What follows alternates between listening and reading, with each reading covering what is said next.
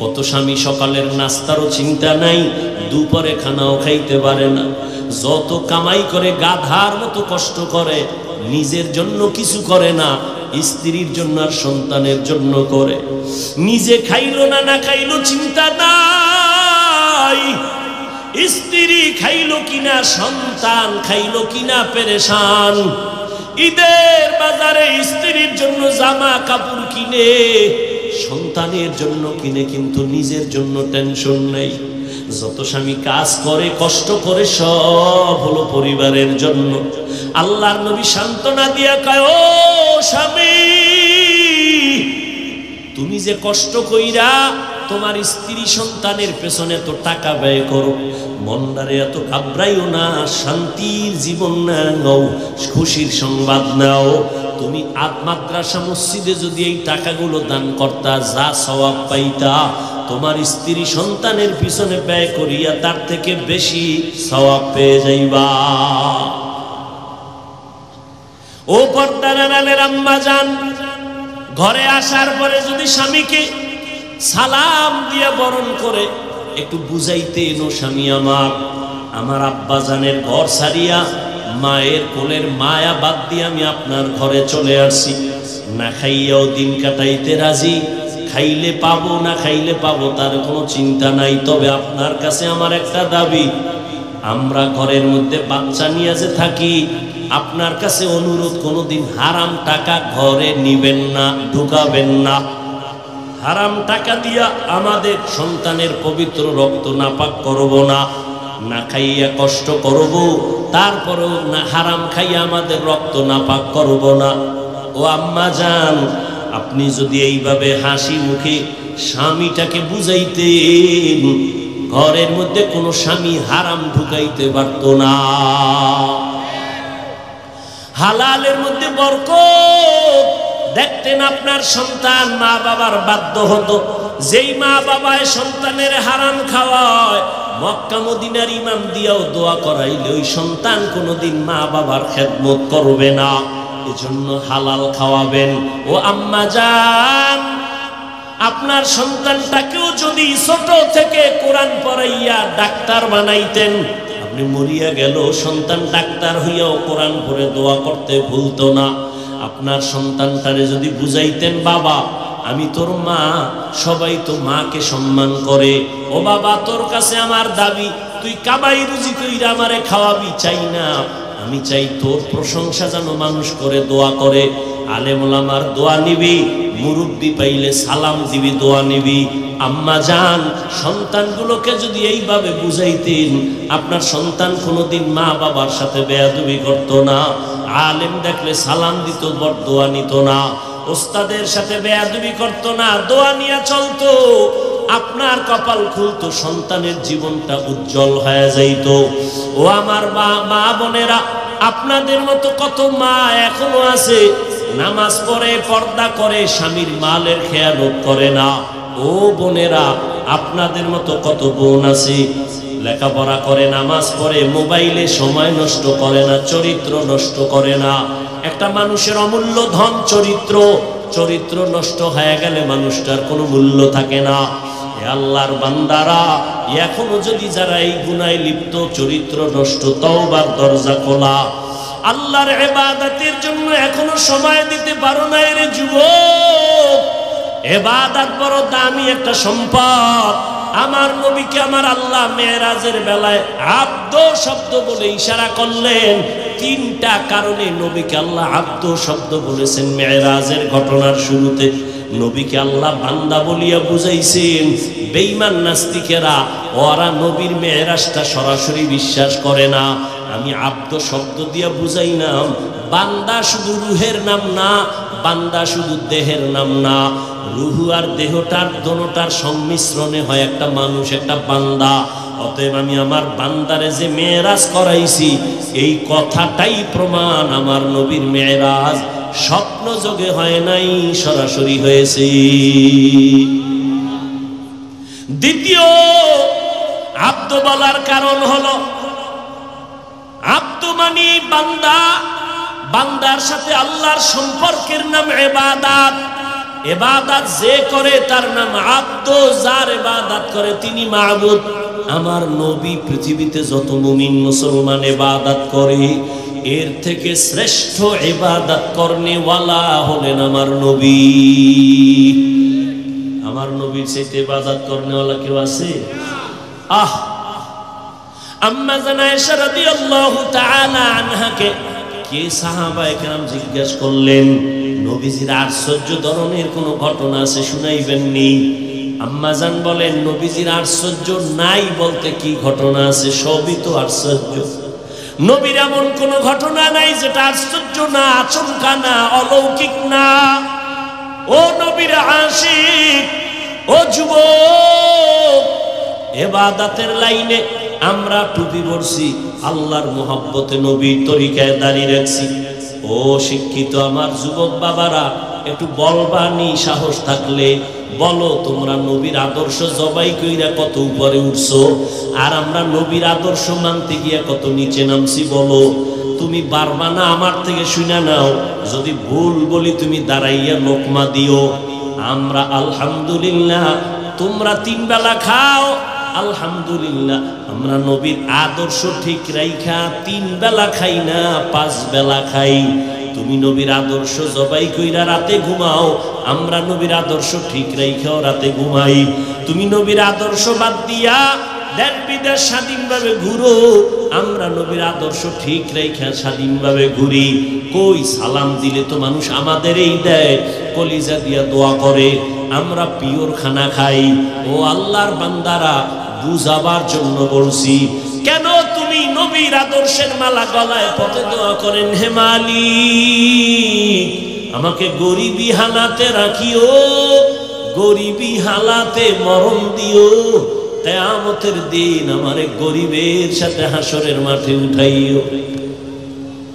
কেমন লাগে? একটু সুবহানাল্লাহ বলবে, কপাল ফুইরে গেছে। আফসোস, আফসোস। এই জন্য আরো ভিডা দরকার। আল্লাহর আইন কত ভিডা আরো খাবেন?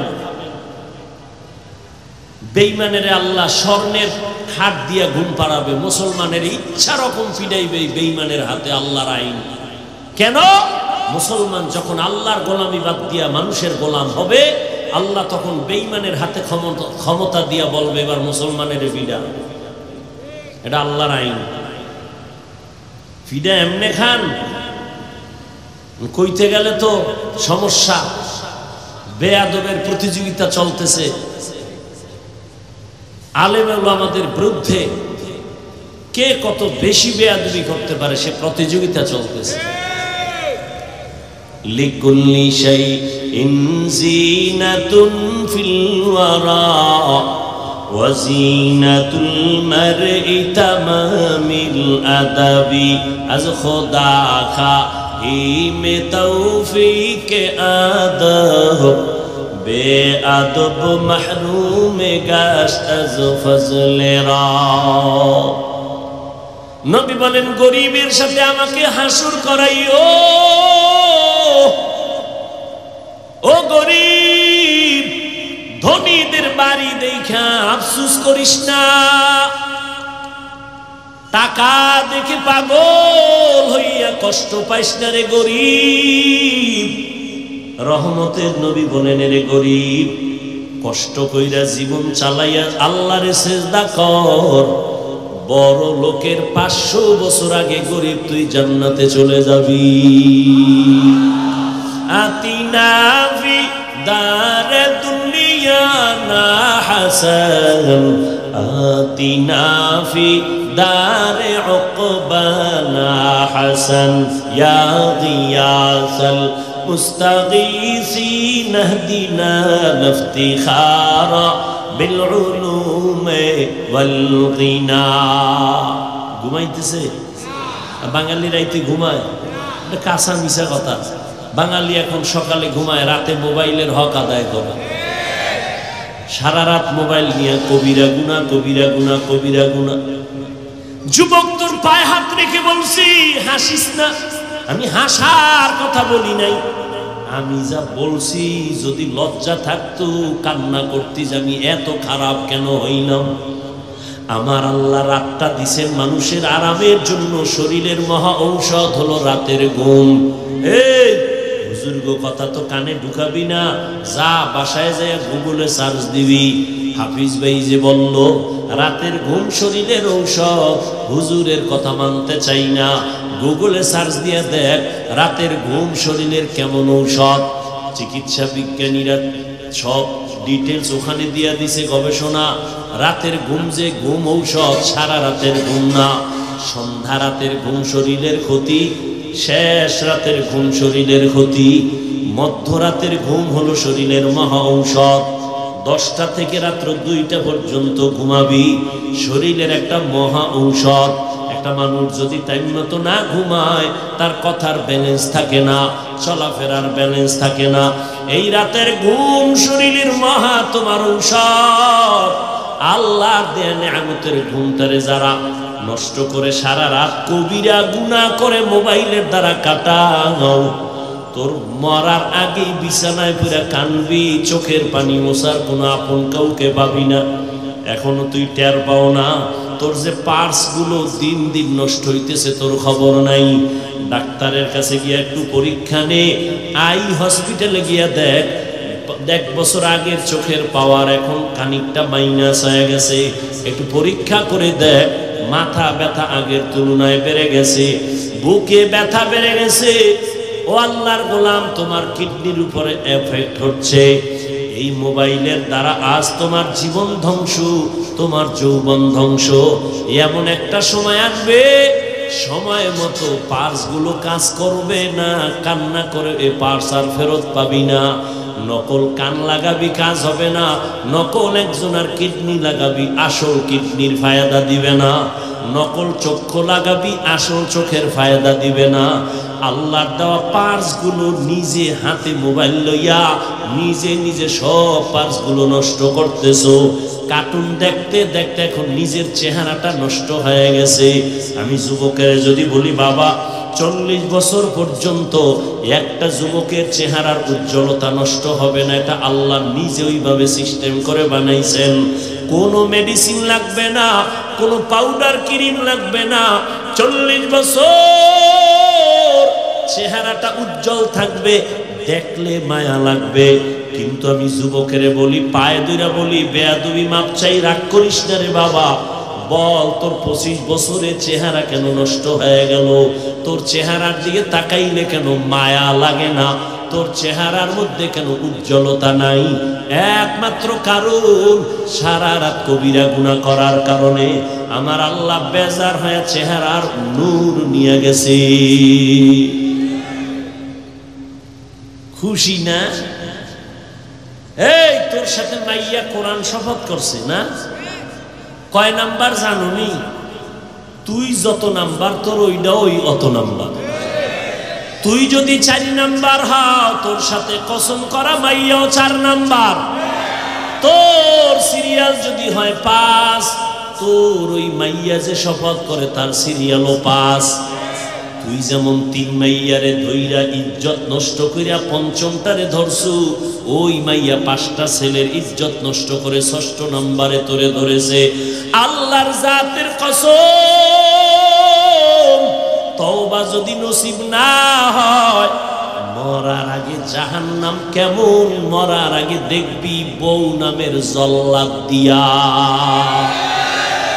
মরার আগে টের পাবি জাহান্নামটা কেমন ভয়ঙ্কর। ও যুবক, ভালো করে বুঝো, কয়দিন আর বাহাদুরি করো মা? তোমার মতোই তো যুবক জীবনে মাদ্রাসায় পড়ে নাই।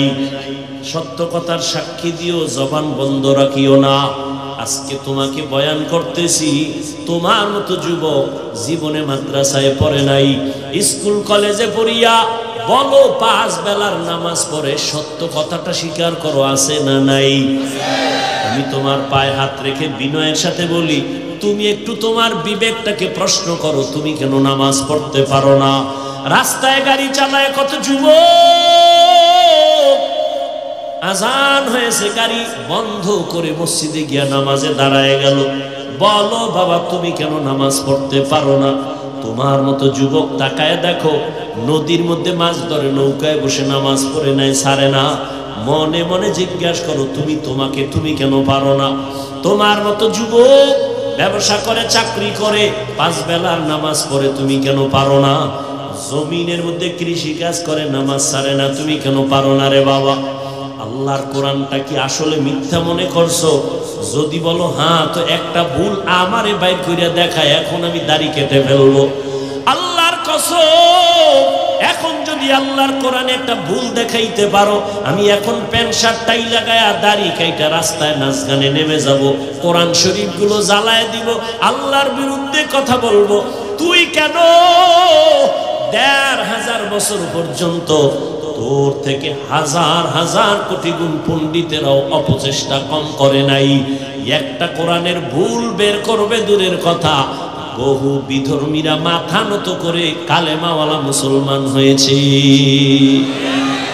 তুকু যাও সুন্নতে আহমদ কুজা পা মুহাম্মদ কবুদ নিসবত তোরা মান আহাব্বা সুন্নতি কওলে রসুল মজদায়ে কানা মাই হাম কুন কবুল। ও যুবক, তোর কপাল যে কত সান কপাল, বুঝলি না রে যুবক? কি যে মাটির মধ্যে কত খনিজ সম্পদ যে আছে বাংলাদেশে, বাঙালি বুঝলি না? এই মাটির নিচে গ্যাসের খনি, এই মাটির নিচে স্বর্ণের খনি, এই মাটির নিচে তেলের খনি। ধন্য তোমার জীবন যদি কাজে লাগাইতা, চুরি না করতা। ও যুবক, তোমার ভেতরে কিন্তু এমন মেডিসিন আমার আল্লাহ দিয়া পাঠাইছেন, তুমি একটা যুবকের দ্বারাই সম্ভব আমার বাংলাদেশ না গোটা দুনিয়াটা কন্ট্রোলে নিয়ে আসা। তবে সেই ক্ষেত্রে তোমার মেধা সঠিক পথে চালাইতে হবে, সুন্দর আদর্শ দিয়া। কিন্তু কি লাভ হবে? নিজের হাতে ছুরি লইয়া নিজের জীবনটারে নষ্ট করে ফেলতেছো, চরিত্রটাকে নষ্ট করে ফেলতেছো। আল্লাহ না করুন, আল্লাহ না করুন, আল্লাহ না করুন। আমি আজকেও বলে আসছি, মাগরিবের পরে এক জায়গায় 2500-এ যদি আল্লাহ তোরে এই সময়ে দুনিয়ার থেকে নিয়ে যায়, দুনিয়ার থেকে যদি তুমি মরিয়া যাও, আল্লাহ না করুন, কথার কথা যদি আজ মরে যাও, যুবক একটু ভাবছো নিজে, তোর আব্বা আম্মা কানলেও কিন্তু ভেতরে ভেতরে খুশি হবে। কেন? ছেলেটার চরিত্র এত খারাপ, ওর কারণে আমরা সমাজের মানুষের সামনে মুখ দেখাইতে পারি না। মইরা গেছে, একটা বালা গেছে। একটু চিন্তা কর, তোর কপালটা এত খারাপ কেন যে তুই মইরা গেলে তোর মা বাপ খুশি হবে, তুই মরে গেলে ইমাম সাহেব খুশি, কারণ তার সাথে আচরণ ভালো করো নাই। তুই যদি মরিয়া যাও, আলেমরা খুশি, কারণ তোর ফেসবুকের স্ট্যাটাস দেখে মানুষ কষ্ট পায়। তুই মইরা গেলে তোর বন্ধুটা পর্যন্ত খুশি, কারণ তুই বন্ধুর সাথে ব্যবহার ভালো করো না। একটু বালিশে মাথা লাগাইয়া চিন্তা করিস, কুত্তা শুয়ারের আল্লাহ পাক চিন্তা করার মতো মেধা দেন নাই, ভালো মন্দ যাচাইয়ের মেধা মানুষকে দিছেন। ও যুবক বাবা, তুমি একটু চিন্তা করো, রহমতের নবী 1500 বছর আগে বলেছেন, ও যুবক বাবারা, এমন এক টাইমে আমি মক্কায় আসছি যেই সময় মক্কার মানুষ চরিত্রহীন, খারাপ, আমার আপন বলতে কেউ নাই। মানুষ বিপদে পড়িয়া বাবার কাছে যায়, আমার আব্বাও নাই। মানুষ বিপদে পড়ে মায়ের কাছে গিয়া কয়, মা একটু হাত উঁচু করে দোয়া করো। আমারে আল্লাহ এমন ভাবে জমিনে পাঠাইছে, আমার চারদিকে এই পরিমাণ দুশ্মন, আমি দোয়া চাওয়ার জন্য আব্বারেও পাইলাম না। 6 বছরে মা হারায় বড় অসহায়, কিন্তু আমার অন্তরে একটু খুশি। ওই বিপদের সময় আমার উপকার যারা করেছে অধিকাংশ যুবক, আর আমার বিরোধিতা করেছে যারা বুড়া। যুবকেরা আমার উপকার করেছিল। এই গৌরীপুর এলাকার মুসলমান যুবকরে 1500 বছর পরে একটু একটু দাঁড়াইয়া বলতে পারবিনি আমার মদিনার নবীর আদর্শের উপকার কি করলি? একটা মানুষ দাড়ি রাখছে, যদি খুশি হইয়া বলতে যুবক ভাই তুমি দাড়ি রাখছো নি? কয় হ্যাঁ, ধন্যবাদ তোমারে, দোয়া করিও আমিও যেন রাখতে পারি। তাহলে নবী খুশি হইতেন, আল্লাহ খুশি হইতেন। কিন্তু না, তোমার কপাল এত খারাপ, একটা যুবক ছেলে দাড়ি রাখার পর তুমি আবার তারে নিরুৎসাহিত করিয়া বলো, এই তুই দাড়ি রাখছো? কাহা বয়স কত?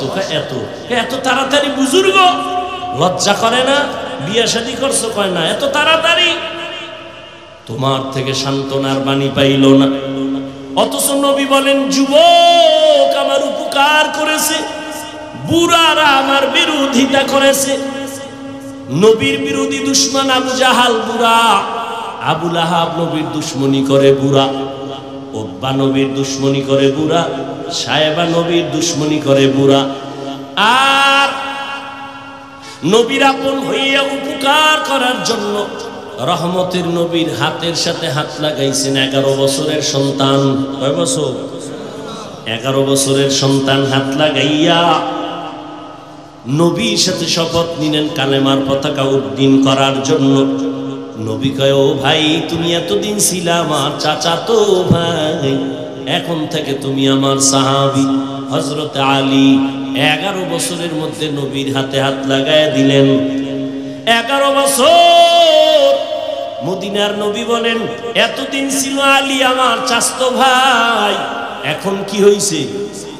সাহাবী। কিছুদিন পরে কি হবেন? কি হবেন? জামাতা। নবী খুশি হইয়া যুবক আমার কাছে আসছে, নবীর প্রাণ ঠান্ডা হয়ে গেছে। আলী তো আলী, নবী এমন একটা চোখের পাওয়ার দিয়ে দিছেন কলবের ভেতরে। আলী 900 মনের ওজন, এমন একটা কামুর দুর্গের কপাটা এক হাতে উঠায়। আলীর আল্লাহ এমন পাওয়ার দিছেন, মদিনার নবী অন্তর ভইরা দোয়া করেন, আনা দারুল হিকমা ওয়া আলিউল বাবুহা, আমি মুহাম্মদ হলাম ইলম ও হিকমতের ঘর, আর এই ইলমের ঘরের দরওয়াজা আমার আলী। আল্লাহর নবীর দোয়ার কারণে আল্লাহ পাক আলীকে এত পরিমাণ জ্ঞানের ভান্ডার দিলেন। ওমরের খেলাফত চলতেছি, ওমরে ফারুক তো আর একটা বায়ারের মধ্যে খেলাফতের মসনদে বসা, হঠাৎ সামনে পাশে আলীও আছেন। হঠাৎ একজন মহিলা আদালতে হাজির। মহিলা দায়িত্বহীন ভাষায় চিল্লায় বলে, খলিফাতুল মুসলিমিন, আমি অপরাধী, বিচারের জন্য আসছি, আমার বিচার করেন, আমি অন্যায় স্বীকার করলাম। কি অন্যায় করেছো? মহিলা বলে, আমি জিনা করেছি। জিনা জিনা করি একটা অবৈধ বাচ্চা আমার পেটে নিয়ে দাঁড়াইছি, বিচার করেন। কার সামনে? আরে কথা কন না কেন? ওমর তো কথার আগে তরবারি, জল্লাদ তরবারি ডালা। কেন? কয় দেখছুনি নিজের অপরাধ নিজে স্বীকার করছে। কেন? কয় ও জাহান্নামের আযাবের ভয় পায়। ও আল্লাহর বান্দি বলে, আমি দুনিয়ার শাস্তি মাথা পেতে নিব, কিন্তু পরকালে আল্লাহর আযাব নিতে পারবো না। ও পর্দার আড়ালের আম্মা জানেরা, একটু মাইকের আওয়াজ কানে লাগায় শুনেন। এতক্ষণ আপনাদের সন্তানদের যেই পরিমাণ বয়ান আমি শুনাইলাম রে মা, এই সন্তানগুলোকে যদি আমার কথা বাস্তবায়ন করার জন্য চেষ্টা করা হয়, আম্মা জান আপনাদের অবদান ছাড়া সম্ভব হবে না। এই দুনিয়ায় যত ভালো সন্তান একমাত্র মায়ের অবদানের কারণে। এজন্যই তো মা আপনাদের এত মর্যাদা আল্লাহ বাড়াইছেন নবীর মাধ্যমে। কিয়ামত পর্যন্ত কোন লাইনে আলাদাভাবে নারীর মর্যাদা বাড়ানোর কোনো রাস্তাই নাই।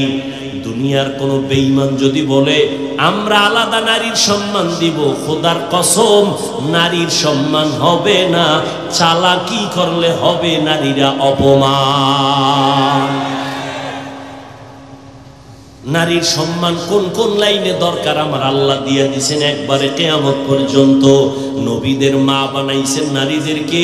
আম্মা জানদের বেলায় বলবনি দিয়ে একটা কথা, এরে আম্মা জান আপনাদের জীবনটা তো ধন্য,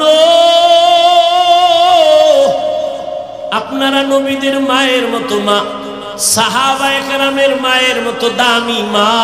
আপনারা এই যে স্টেজের মধ্যে হাফেজে কোরআনদের পাগড়ি দেওয়া হলো, একটু চিন্তা করেন ওর মা কত খুশি, ওর বাবা কত খুশি, কলিজাটা ভরে গেছে। দোয়া করি, তবে ভয়ও আছে, যেমন খুশি তেমন ভয়। যদি আমার এই ছাত্র বাবারা আল্লাহর কোরআন বুকে নিয়ে গুনায় লিপ্ত হইয়া যায়, আমার আল্লাহ বরদাস্ত করতে পারবেন না। ভালো ছাত্র সামান্য অন্যায় করলে আল্লাহ তারে ধইরা ফালায়, শিক্ষক তারে ধরে ফেলে। আল্লাহর কোরআন যার সিনায় লাগাইছে, নিচে ভিতরে 30 পারা ঢুকানো, ওই বান্দা আল্লাহর কাছে এত প্রিয়, সামান্য গুনাহ করলে আমার মাওলা সইতে পারে না। আল্লাহ ঠাস করে একটা হোঁচট খাওয়ায়া দেয়, দুনিয়ার থেকে চলে যায়। আল্লাহর কাছে দোয়া করি, কোরআন যাদের সিনায় নিল, হাফেজ আলেম, আল্লাহ তাদেরকে আদবওয়ালা জিন্দেগি দান করেন। আল্লাহওয়ালাদের ওস্তাদের দোয়া নিয়া, মা বাবার দোয়া নিয়া শান্তি আর সম্মানের জীবনে চলতে পারে তৌফিক দান করেন। ও পর্দার আড়ালের আম্মা জানেরা, আপনারা তো খাদিজা রাদিয়াল্লাহু তাআলা আনহার মতো নারী, ফাতেমা রাদিয়াল্লাহু আনহার মতো দামি নারী, আপনারা তো আয়েশা রাদিয়াল্লাহু আনহার মতো নারী। এরে আম্মা জান, আপনারা তো ইসমাঈল নবীর মা হাজেরা আলাইহা সালামের মতো নারী, আপনারা তো ঈসা নবীর মা মারইয়াম আলাইহা সালামের মতো নারী। আপনারা তো কেমন দামি। ওই বেঈমান ফেরাউন নিজের খোদা দাবি করেছিল, একটু জানা থাকলে বলবেন ওই বেঈমানের ঘরে তার স্ত্রী কে ছিল? আসিয়া কত দামি নারী। রহমতের নবী বলেন, কিয়ামতের ময়দানে জান্নাতের মধ্যে আসিয়ার সাথে আমি মুহাম্মদের বিবাহ হয়ে যাবে। ও মা, আপনার স্বামী তো ফেরাউনের মতো খারাপ না রে মা। আপনি যদি একটু নামাজ আদায় করতেন আর হাত উঁচু করে দোয়া করতেন, আপনার স্বামী যাই হোক না কেন আপনার জন্য হলেও তো একটু কষ্ট করে বাইরে গিয়া। কত স্বামী সকালের নাস্তারও চিন্তা নাই, দুপুরে খানাও খাইতে পারে না, যত কামাই করে গাধার মতো কষ্ট করে, নিজের জন্য কিছু করে না, স্ত্রীর জন্য আর সন্তানের জন্য করে। নিজে খাইলো না না খাইলো চিন্তা নাই, স্ত্রী খাইলো কিনা, সন্তান খাইলো কিনা পেরেশান। ঈদের বাজারে স্ত্রীর জন্য জামা কাপড় কিনে, সন্তানের জন্য কিনে, কিন্তু নিজের জন্য টেনশন নেই। যত স্বামী কাজ করে কষ্ট করে সব হলো পরিবারের জন্য। আল্লাহর নবী সান্ত্বনা দিয়া কয়, ও স্বামী, তুমি যে কষ্ট কইরা তোমার স্ত্রী সন্তানের পেছনে তো টাকা ব্যয় করো, মনটারে এত ঘাবড়াইও না, শান্তির জীবন নাও, খুশির সংবাদ নাও। তুমি মাদ্রাসা মসজিদে যদি এই টাকাগুলো দান করতা, যা সওয়াব পাইতা, তোমার স্ত্রী সন্তানের পিছনে ব্যয় করিয়া তার থেকে বেশি সওয়াব পেয়ে যাইবা। ও পর্দার আড়ালের আম্মা জান, ঘরে আসার পরে যদি স্বামীকে সালাম দিয়ে বরণ করে একটু বুঝাইতেন, ও স্বামী আমার আব্বা জানের ঘর ছাড়িয়া মায়ের কোলের মায়া বাদ দিয়ে আমি আপনার ঘরে চলে আসছি, না খাইয়াও দিন কাটাইতে রাজি, খাইলে পাবো না খাইলে পাবো তার কোনো চিন্তা নাই। তবে আপনার কাছে আমার একটা দাবি, আমরা ঘরের মধ্যে বাচ্চা নিয়ে যে থাকি, আপনার কাছে অনুরোধ, কোনোদিন হারাম টাকা ঘরে নিবেন না, ঢুকাবেন না। হারাম টাকা দিয়া আমাদের সন্তানের পবিত্র রক্ত নাপাক করব না, না খাইয়া কষ্ট করব, তারপরেও না হারাম খাইয়া আমাদের রক্ত নাপাক করব না। ও আম্মা জান, আপনি যদি এইভাবে হাসি মুখে স্বামীটাকে বুঝাইতেন, ঘরের মধ্যে কোনো স্বামী হারাম ঢুকাইতে পারত না। হালালের মধ্যে বরকত দেখতেন। আপনার সন্তান মা বাবার বাধ্য হতো, যেই মা বাবায় সন্তানের হারাম খাওয়ায়, মক্কা মদিনার ইমাম দিয়াও দোয়া করাইলে ওই সন্তান কোনোদিন মা বাবার খেদমত করবে না। এজন্য হালাল খাওয়াবেন। ও আম্মা জান, আপনার সন্তানটাকেও যদি ছোট থেকে কোরআন পড়াইয়া ডাক্তার বানাইতেন, আপনি মরিয়া গেল সন্তান ডাক্তার হইয়াও কোরআন পড়ে দোয়া করতে ভুলতো না। আপনার সন্তানটারে যদি বুঝাইতেন, বাবা আমি তোর মা, সবাই তো মাকে সম্মান করে, ও বাবা তোর কাছে আমার দাবি তুই কাবাই রুজি কইরা আমারে খাওয়াবি, চাই না, আমি চাই তোর প্রশংসা যেন মানুষ করে দোয়া করে। আলেম ওলামার দোয়া নিবি, মুরব্বি পাইলে সালাম দিবি, দোয়া নিবি। আম্মা জান, সন্তানগুলোকে যদি এইভাবে বুঝাইতেন, আপনার সন্তান কোনোদিন মা বাবার সাথে বেয়াদবি করতো না, আলেম দেখলে সালাম দিত, বড় দোয়া নিত না, ওস্তাদের সাথে বেয়াদবি করতো না, দোয়া নিয়ে চলতো। আপনার কপাল খুলতো, সন্তানের জীবনটা উজ্জ্বল হয়ে যাইত। ও আমার মা বোনেরা, আপনাদের মতো কত মা এখনো আছে নামাজ পড়ে, পর্দা করে, স্বামীর মালের খেয়ালত করে না।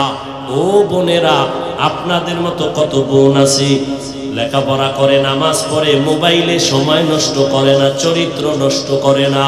একটা মানুষের অমূল্য ধন চরিত্র, চরিত্র নষ্ট হয়ে গেলে মানুষটার কোনো মূল্য থাকে না। আল্লাহর বান্দারা, এখনো যদি যারা এই গুনায় লিপ্ত, চরিত্র নষ্ট, তওবার দরজা খোলা। আল্লাহর ইবাদতের জন্য এখনো সময় দিতে পারো না রে যুবক। ইবাদত বড় দামি একটা সম্পদ। আমার নবীকে আমার আল্লাহ মেরাজের বেলায় আব্দ শব্দ বলে ইশারা করলেন। তিনটা কারণে নবীকে আল্লাহ আব্দ শব্দ বলেছেন মেরাজের ঘটনার শুরুতে। নবীকে আল্লাহ বান্দা বলিয়া বুঝাইছেন। বেঈমান নাস্তিকেরা ওরা নবীর মেরাজটা সরাসরি বিশ্বাস করে না। আমি আব্দ শব্দ দিয়া বুঝাইলাম, বান্দা শুধু রুহের নাম না, বান্দা শুধু দেহের নাম না, রুহু আর দেহটার দোনোটার সংমিশ্রণে হয় একটা মানুষ, একটা বান্দা। অতএব আমি আমার বান্দারে যে মেরাজ করাইছি, এই কথাটাই প্রমাণ আমার নবীর মেরাজ স্বপ্ন যোগে হয় নাই, সরাসরি হয়েছে। দ্বিতীয় আব্দ বলার কারণ হলো, আব্দ মানে বান্দা, বান্দার সাথে আল্লাহর সম্পর্কের নাম ইবাদত। ইবাদত যে করে তার নাম আব্দ, যার ইবাদত করে তিনি মাবুদ। আমার নবী পৃথিবীতে যত মুমিন মুসলমান ইবাদত করে, এর থেকে শ্রেষ্ঠ ইবাদত করনেওয়ালা হলেন আমার নবী। আমার নবীর সাথে ইবাদত করনেওয়ালা কেউ আছে? আহ, আম্মা জান আয়েশা রাদিয়াল্লাহু তাআলা আনহাকে কে সাহাবায়ে কেরাম জিজ্ঞেস করলেন, নবীজির আশ্চর্য ধরনের কোন ঘটনা আছে শুনাইবেন নি? আম্মা জান বলেন, নবীজির আশ্চর্য নাই বলতে কি ঘটনা আছে? সবই তো আশ্চর্য। নবীর এমন কোন ঘটনা নাই যেটা আশ্চর্য না, আচমকা না, অলৌকিক না। ও নবীর আশিক, ও যুবক, ইবাদতের লাইনে আমরা টুপি পরছি, আল্লাহর মোহাব্বতে নবীর তরিকায় দাঁড়িয়ে রাখছি। ও শিক্ষিত আমার যুবক বাবারা, একটু বলবানি সাহস থাকলে বলো, তোমরা নবীর আদর্শ জবাই কইরা কত উপরে উঠছো, আর আমরা নবীর আদর্শ মানতে গিয়া কত নিচে নামছি। বলো, তুমি পারবা না? আমার থেকে শুনে নাও, যদি ভুল বলি তুমি দাঁড়াইয়া লোকমা দিও। আমরা আলহামদুলিল্লাহ, তোমরা 3 বেলা খাও আলহামদুলিল্লাহ, আমরা নবীর আদর্শ ঠিক রাইখা 3 বেলা খাই না, 5 বেলা খাই। তুমি নবীর আদর্শ জবাই কইরা রাতে ঘুমাও, আমরা নবীর আদর্শ ঠিক রাইখাও রাতে ঘুমাই। তুমি নবীর আদর্শ বাদ দিয়া দেশ বিদেশ স্বাধীনভাবে ঘুরো, আমরা নবীর আদর্শ ঠিক রাইখা স্বাধীনভাবে ঘুরি। কই সালাম দিলে তো মানুষ আমাদেরই দেয়, কলিজা দিয়া দোয়া করে, আমরা পিওর খানা খাই। ও আল্লাহর বান্দারা, বুঝাবার জন্য বলছি, কেন তুমি নবীর আদর্শের মালা গলায় পরবা না? একটু আমাকে বলো, নবীজির আদর্শ থেকে দামি আদর্শ আর কারো কাছে আছে? যুবকেরা ঘুমাও, এই তোদের জন্য 2 মিনিট কথা বলতেছি, শুধু তোদের জন্য। খেয়াল কর, নবীজির আদর্শ থেকে আরো ভালো কোনো আদর্শ কারো কাছে আছে? যদি কেউ বলো যে হ্যাঁ আছে, শেখ মুজিবুর রহমান সাহেবের আদর্শ নবীর থেকে ভালো, আমি নবীরটা বাদ দিয়া তারটা নিব, পারবি? যদি বলতে পারো জিয়াউর রহমান সাহেবের আদর্শ নবীজির থেকে ভালো, তাহলে নবীরটা বাদ দিয়ে দিব। পারবা? পারবা না। এক কথায় জবাব, পৃথিবীর সবার আদর্শ নাপাক, মদিনার আদর্শই পাক। এবার আমাকে বলো, নবীর রেখে যাওয়া সুন্নতের আদর্শ পালন করবে হিন্দু, বৌদ্ধ, ইহুদি, খ্রিস্টান, কারা? কোন দেশে? শুধু কুমিল্লা ছাড়া। ও যুবক, নবীর আদর্শ মানবে সব মুসলমান, কিন্তু তুমি কেন নামাজ পড়ো না বলো? তুমি নবীর আদর্শে টুপি কেন পরো না? নবীর আদর্শে কেন তুমি মা বাবারে সালাম দাও না? কেন তুমি মা বাবার সাথে বেয়াদবি করো? কেন তুমি শিক্ষকের সাথে বেয়াদবি করো? আমি তোমাকে ডাক্তার হওয়ার জন্য দোয়া করি। ও যুবক, লেখাপড়া করে ডাক্তার হও, ইঞ্জিনিয়ার হও, প্রফেসর হও, তবে বেয়াদব হইবে না রে বাবা। তোমার আচরণে যেন কেউ কষ্ট না পায়। সফলতার আদর্শবান ডাক্তার যদি হতে চাও, দোয়া লাগবে, দোয়া। দোয়া ছাড়া সম্ভব না। এলেমের মাস্তানিতে এই চেয়ারে বসে বয়ান করা যায় না। দোয়া আছে, দোয়া মা বাবার দোয়া। দ্বিতীয় দোয়ার পুঁজি শিক্ষকের দোয়া। আমার আব্বা আম্মা আমার এই চেয়ারে বসানোর ক্ষেত্রে দোয়া করছেন ঠিক, কিন্তু আপনাদের সামনে বয়ান আমার আব্বা আম্মা শিখান নাই। আমারে ধৈরা ধৈরা বয়ান শিখাইছেন আমার শিক্ষক। অতএব আমার দোয়ার বড় সফলতার প্রথম পুঁজি আব্বা আম্মার দোয়া। যুবক, ভালো করে মনে রাখি, তোমার জীবনের সফলতার দোয়া দ্বিতীয় শিক্ষকের দোয়া, তৃতীয় মুরব্বী উলামায়ে কেরামের দোয়া। ও যুবক, তাদের বরদোয়া নিবা না। যেমন তাদের দোয়া সফলতা, তাদের বরদোয়াও কিন্তু একটা আগুন। শিক্ষকের বরদোয়া একটা আগুন, উলামায়ে কেরামের বরদোয়া আগুন। অতএব বাবা, দোয়া নাও, মা বাবার জীবনটা সফল হবে। শিক্ষকের দোয়া নিও।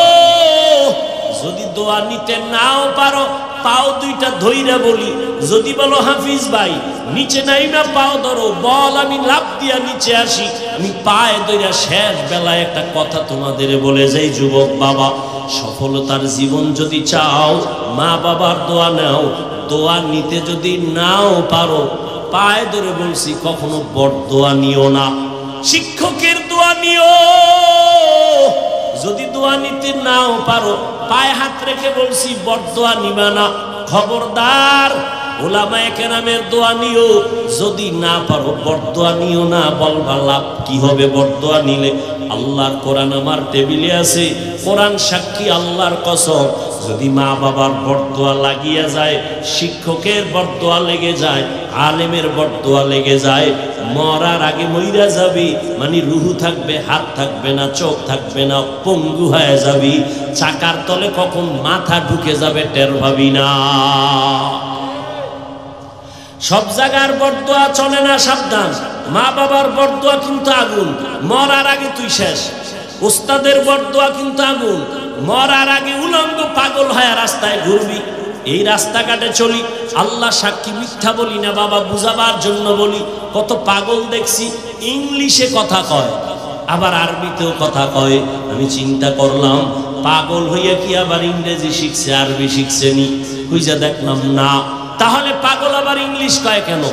খবর কোথাও না পাইয়া একা একা ভাবলাম, ভেবে চিনতে বের করলাম, আসলে ছেলেটা স্কুলের ভালো ছাত্র ছিল, শিক্ষকের বেয়াদবির কারণে রাস্তার পাগল হয়ে গেছে। ছেলেটা মাদ্রাসার ভালো ছাত্র ছিল, উস্তাদের সাথে বেয়াদবির কারণে রাস্তার পাগল হয়ে গেছে। ও যুবক, তোমার জন্য আমার জীবনের বড় একটা বয়ান। দোয়া যদি মা বাবার নিতে নাও পারো, পাও ধরে বলি, বরদোয়া নিও না। মা বাবার দোয়া নাও, শিক্ষকের দোয়া নাও, মুরব্বিদ ওলামাদের দোয়া নাও। দোয়া নিতে না পারলেও বরদোয়া নিও না। ওয়াদা কর, অঙ্গীকার কর, ওয়াদা কর যে মইরা যাব, গলায় ছুরিও যদি লাগে, এই প্যান্ডেলে ওয়াদা করলাম, মা বাবার দোয়া নিতে না পারলেও বরদোয়া নিব না। ওয়াদা কর, প্রতিজ্ঞাবদ্ধ হ। যদি পারি শিক্ষকের দোয়া নিব, না পারলে বরদোয়া নিব না। চেষ্টা করব আলেম ওলামাদের দোয়া নিতে, না পারলে অন্তত বরদোয়া নিব না। ও বাবা, তুমি আলেমের বিরুদ্ধে ফেসবুকে লেখলে বলো তোমার কি লাভ হবে আর আলেমের কি ক্ষতি হবে? হবে? এই তুমি আমার বিরুদ্ধে লেখলে ইসলামের কোনো লাভ হবে? তোমার লাভ হবে? বরং তুমি কিন্তু দিন দিন ধ্বংসের পথে যাইবা। অতএব এগুলো বাদ দিয়া তুমি একজন ভালো ছাত্র হও, তুমি ভালো ডাক্তার হও। দোয়া ছাড়া বেয়াদবি কইরা ডাক্তার হইলে ডাক্তার হইতে পারবি ঠিক, তবে তাসলিমা নাসরিনের মতো জুতা খাওয়া লাগবে জায়গায় জায়গায়। বেয়াদবি কইরা প্রফেসর হইতে পারবি ঠিক, কিন্তু আহমদ শরীফের মতো জুতার বাড়ি খায়া মরণ লাগবে, কবরও হবে না। ঢাকা কলেজের প্রফেসর আহমদ শরীফ মরার আগে ছেলে মেয়েরে বলছে, আমি মরা কবর বিশ্বাস করি না, মরলে আমারে কবরে দিবি না। ঠিকই ওই বেঈমান মরার পর সন্তানেরা কবরে রাখে নাই, দেহটা হসপিটালে দান করে দিয়েছে। ওই আহমদ শরীফ প্রফেসর ঢাকা কলেজের ক্লাসের মধ্যে ঢুইকা কয়, এই ছেলে মেয়ের আমার নাম জানুনি? কয় জানি। বল। কয় বেদ্দবি হবে। কয় শোন, আমার নাম আহমদ শরীফ। শুনছো না তোরা কোরআন শরীফ? জি স্যার। শুনছো হাদিস শরীফ? জি স্যার। শুনছো মক্কা শরীফ মদিনা শরীফ? কয় জি স্যার। আজকে থেকে শুনা ল, মক্কা শরীফ বাদ, মদিনা শরীফ বাদ, কোরআন শরীফ বাদ, হাদিস শরীফ বাদ, আমি আহমদ শরীফ তোদের জন্য যথেষ্ট। ওই ডাক্তার হয়ে লাভ নাই, ওই প্রফেসর হয়ে লাভ নাই, সুনামের সাথে জীবনটা তৈরি করো। সেজন্য মা বাবার দোয়া আর মোবাইলের থেকে নিজের চরিত্রটারে বাঁচাও, কারণ চরিত্র একটা অমূল্য সম্পদ। দিন দিন কবি নজরুলের ইতিহাস পড়ো, কত গর্ব করো। তোর মতো সারা রাত আকাম করলে জীবনে কবি নজরুল হতে পারতো না। তুই যে সারা রাত মোবাইলে আকাম করো, নির্লজ্জ বেহায়ার মতো। এই ঘুমের মধ্যে মরণ হয়নি? এই যুবকেরা বল। আচ্ছা, আজরাইল যদি আইসা দেখে তোর কানের ভিতরে গানের তার লাগানো, তুই মুসলমানের সন্তান, আল্লাহর ভয় নিয়ে বল, তুই আজরাইল যদি দেখে রাতে তুই কানের মধ্যে তার লাগাইয়া ঘুমাইছ গান শুনতে শুনতে, আল্লাহর কাছে কালকে কি জবাব দিব?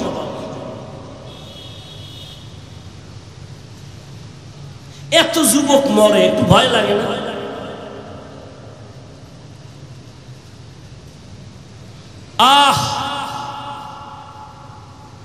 অনুরোধ করে বলে গেলাম, মো পর্দার আড়ালের মা, এখনো সময় আছে, আপনার সন্তানকে বুঝাই একটু লাইনে নেন, দোয়া করেন। ওলামায়ে কেরাম, ও মুরব্বীরা, ও যুবক বাবারা, এখনো সময় আছে, তওবা করো। মনে মনে আমার আল্লাহকে বলো, আল্লাহ জীবনে তো গুনাহ কম করি নাই, আমার গুনার কারণে চোখ বন্ধ করে মনে হয় তাকায় দেখি হাত না পাক করে ফেলেছি। গুনার কারণে চোখ না পাক, অন্তর না পাক, জিহ্বা না পাক। ও আল্লাহ, এই গুনার খবর যদি আমার আপনজন কেউ জানতো, সম্মানের নজরে দেখতো না। আল্লাহ, তুমি দেখার পরও রাগ করিয়া সম্মানের জায়গা থেকে ফেলে দাও নাই, খানা বন্ধ করো নাই, বাতাস বন্ধ করো নাই। ও আল্লাহ, আজকে তওবার নিয়ত করলাম, মরিয়া গেলে যাব, তুমি তো হায়াতের মালিক, তুমি তো মৌতের মালিক, তুমি তো রিজিকের মালিক। জীবনে তো অন্যায় কম করি নাই, মনে চাইছে নামাজ পড়বো না, পড়ি নাই, মনে বলতো আড্ডা দিব, বেপরদা নারী দিয়া দিছি, মনে চাইছে পার্কে যাব, দৌড়ায় গেছি। ও আল্লাহ, আজকে থেকে ফিরতে চাই, আর নামাজ ছাড়বো না, আর দাড়ি কাটবো না, আর বেপরদায় চলবো না, মা বাবাকে কষ্ট দিব না, উলামায়ে কেরামের বিরুদ্ধে যাব না, নবীজির তরিকা মেনে চলবো। অন্তরটাকে ঘুরাইয়া আল্লাহর মোহাব্বত যদি থাকে, তওবা করো।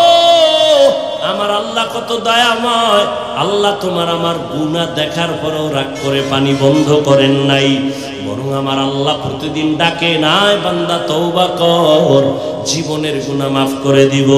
আল্লাহর নবীর তরিকা মতে ইবাদত চালু করে দাও, আর লেখাপড়া করো, চাকরি করো, ব্যবসা করো, মনে মনে তওবা করো, আর নামাজ ছাড়বো না, বেপরদায় চলবো না, দাড়ি কাটবো না, মা বাবার দোয়া নিয়া, মুরব্বীদের দোয়া নিয়া, শিক্ষকের দোয়া নিয়া, উলামায়ে কেরামের পরামর্শ নিয়া নবীজির তরিকা মেনে চলবো।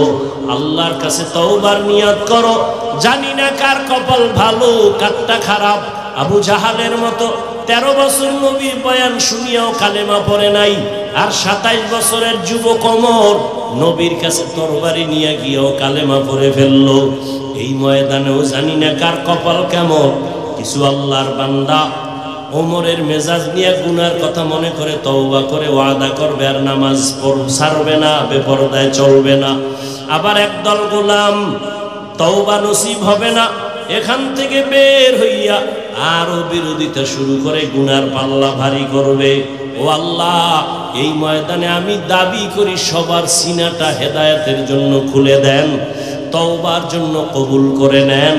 আয় আল্লাহ, প্রত্যেকের দ্বীনের হেদায়েতের উপরে চলার তৌফিক দান করেন।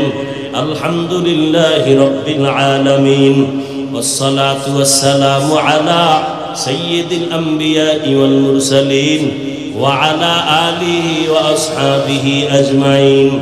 ইয়া আরহামার রাহিমিন, ইয়া আরহামার রাহিমিন, ইয়া আরহামার রাহিমিন।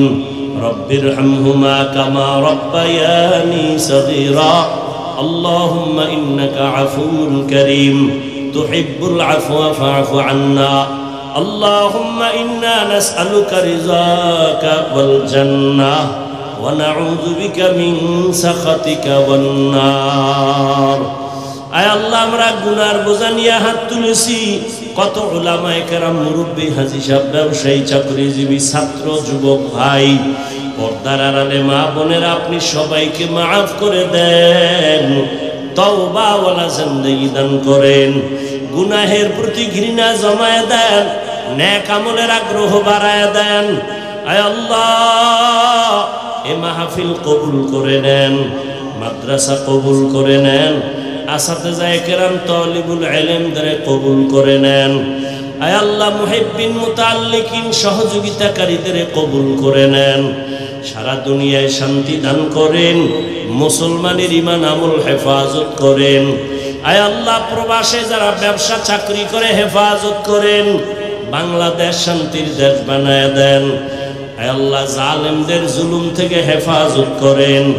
আয় আল্লাহ, নবীজির সুন্নাতওয়ালা জিন্দেগি দান করেন, নবীজির রওজায় গিয়া সালাম দেওয়ার তৌফিক দান করেন, বাইতুল্লাহর গিলাফ ধরে লাব্বাইক বলার তৌফিক দান করেন। আয় আল্লাহ, মা বোনদের আবেদা পর্দা নিশি বানায় দেন, সন্তানগুলো নেককার বানায় দেন। আয় আল্লাহ, প্রত্যেকটা যুবকের দিনের খাদেম বানায় দেন। মোবাইলের গুনাহের থেকে হেফাজত করেন, মোবাইলের গুনাহের থেকে হেফাজত করেন, মোবাইলের গুনাহের থেকে হেফাজত করেন। আয় আল্লাহ, আমাদের সবাইকে নামাজি, কোরআন পড়নেওয়ালা বানায় দেন। রিয়া, হাসাদ, কিবির দূর করে ইখলাস দান করেন। পরস্পরে মোহাব্বত বাড়ায় দেন। আয় আল্লাহ, নামাজ কাজা হওয়া থেকে আমাদের হেফাজত করেন, চলার পথে হেফাজত করেন, উলামায়ে আহলে হকের বিজয় দান করেন। আয় আল্লাহ, আমরা যারা হাত তুলেছি জানি না কার মা নাই, কার বাবাও নাই, অন্ধকার কবর থেকে দোয়ার অপেক্ষায় আছেন। আয় আল্লাহ, জানি না মা হারা, বাবা হারা, এই ময়দানে কারা ইয়তীম,